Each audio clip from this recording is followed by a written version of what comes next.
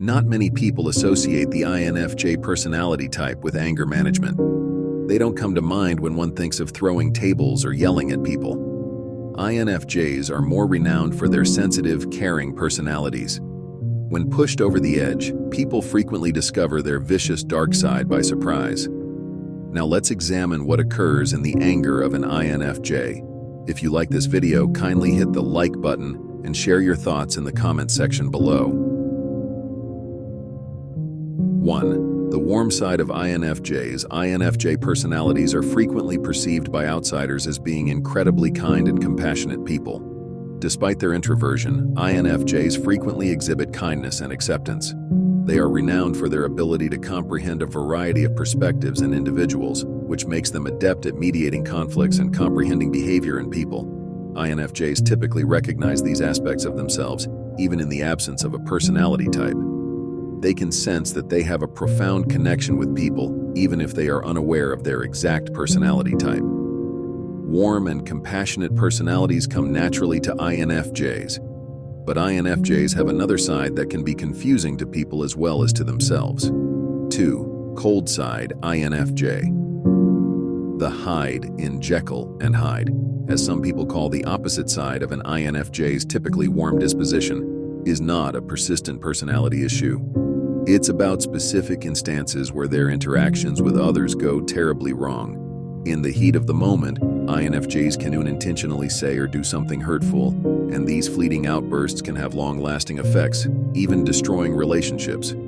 INFJs may have this outburst for a variety of reasons, such as being pushed too far, facing their darker traits, or experiencing extreme stress. The other person is always shocked and sometimes even deeply hurt when it happens. INFJs typically experience extreme guilt afterward and question how they lost such control. Most INFJs have dealt with situations like this at some point. It's known as the Jekyll and Hyde transformation, and it can occur when an INFJ feels psychologically cornered, which can happen when they feel directly attacked, greatly manipulated, or trapped in a situation. 3. The door slam of the INFJs occasionally find themselves in relationships where they have been mistreated for an extended period of time. When an INFJ is in a romantic relationship with someone who is extremely self-centered or highly toxic over time, this can happen. The INFJ may feel like they have been used and taken advantage of. Occasionally, if the INFJ feels they have been dealing with dishonesty and wrongdoing for a long time, this can also happen in a work environment. They eventually come to a breaking point where they can no longer stand it. The Jekyll and Hyde phenomenon should not be confused with the INFJ door slam. Similar situations usually result in the less direct INFJ door slam. In a INFJ door slam, the INFJ cuts off communication with the other person entirely. They simply stop returning calls and avoid the person as if they've never known them, giving no explanation for what's happening. 4. The Jekyll and Hyde's occurrence. The INFJ door slam and the Jekyll and Hyde phenomenon are very different. Here, the INFJ shares what's going on honestly and frequently in a brutally honest manner, which can have a significant emotional impact on the other person. As previously stated, the INFJ in this situation frequently feels as though they have been the victim of long-term manipulation or mistreatment by the other person.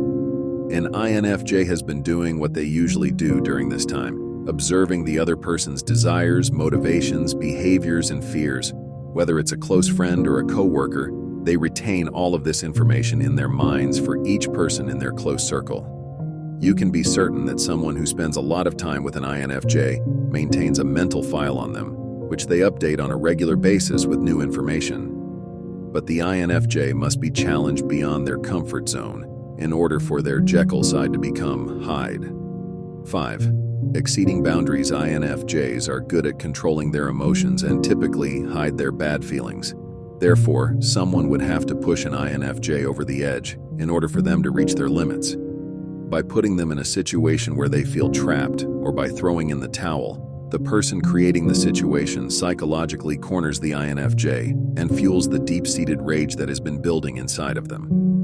When this occurs, the INFJ pauses to evaluate the circumstances and make sure there are no other choices. 4. The Jekyll and Hyde occurrence. The INFJ door slam and the Jekyll and Hyde phenomenon are very different. Here, the INFJ shares what's going on honestly and frequently in a brutally honest manner, which can have a significant emotional impact on the other person. As previously stated, the INFJ in this situation frequently feels as though they have been the victim of long-term manipulation or mistreatment by the other person. An INFJ has been doing what they usually do during this time, observing the other person's desires, motivations, behaviors, and fears. Whether it's a close friend or a coworker, they retain all of this information in their minds for each person in their close circle.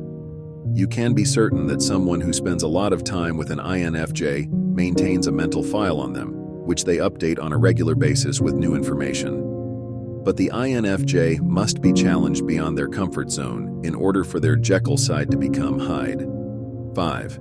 Exceeding boundaries. INFJs are good at controlling their emotions and typically hide their bad feelings.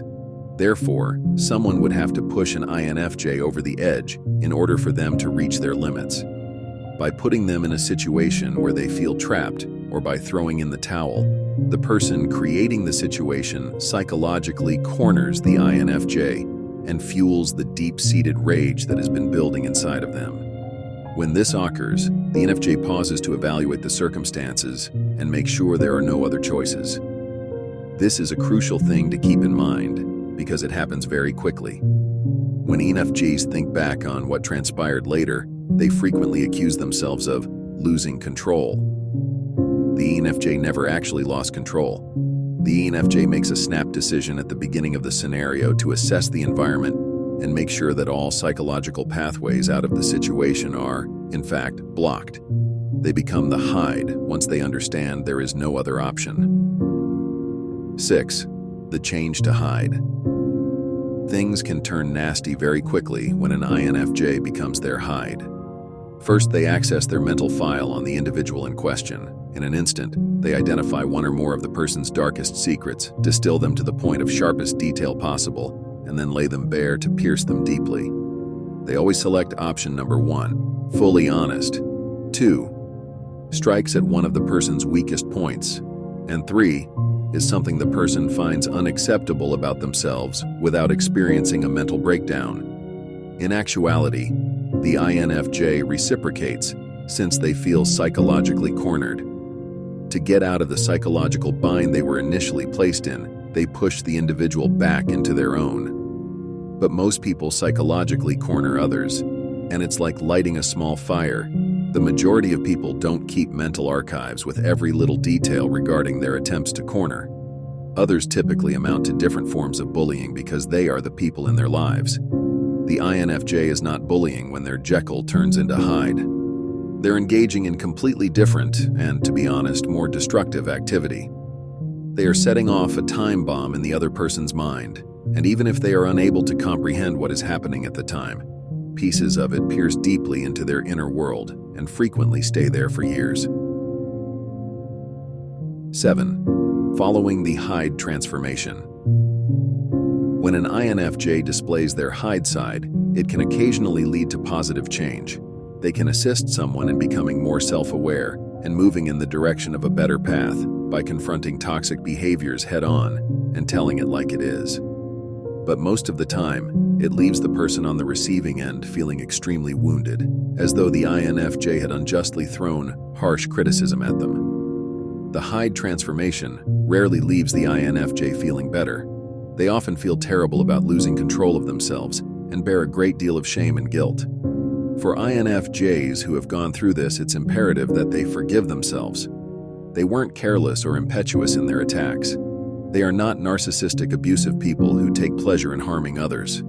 They were truly pushed to their limits, and there were obvious warning signs that the other person disregarded before it happened, which is why this happened. This extreme is not something that INFJs do carelessly. As previously indicated, before they show their vicious side, they always take a moment to make sure all psychological doors are actually closed. An INFJ's Hyde transition is always about survival. If they had known there was another option, they would have acted on it. 8. Refrain from pushing. Past the limit, an indication that an INFJ is in a toxic relationship with someone is when they frequently turn into the hide in arguments with them. Although it's rare, INFJ fury does happen. When that happens, it's best to take a step back and make sure you're at peace with yourself. After that, give it some thought. What situation made you feel cornered? Which feelings were felt? What caused it to intensify to that extent? Above all, what is the intended course of action for that individual in your life? It's imperative to work on self-forgiveness after answering these questions. Being angry is never something INFJs want to do. It's always a survival mechanism. They didn't mean any harm. They just did the best they could when all of their options were closed off. Lastly, acknowledge your inner hide. Although difficult to manage, it's an important feature that serves as a reminder to the outside world that an INFJ is not always the Jekyll. Have you ever felt INFJ anger? Share your experiences with us in the comments section below.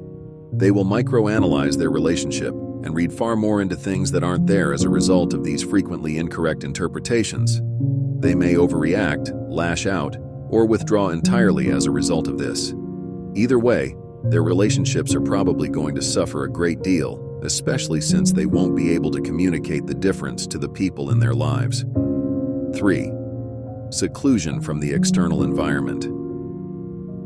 Being an intuitive introverted type, INFJs are more drawn to peace and quiet by nature. When used in moderation, none of that is inherently harmful, but it can be overdone.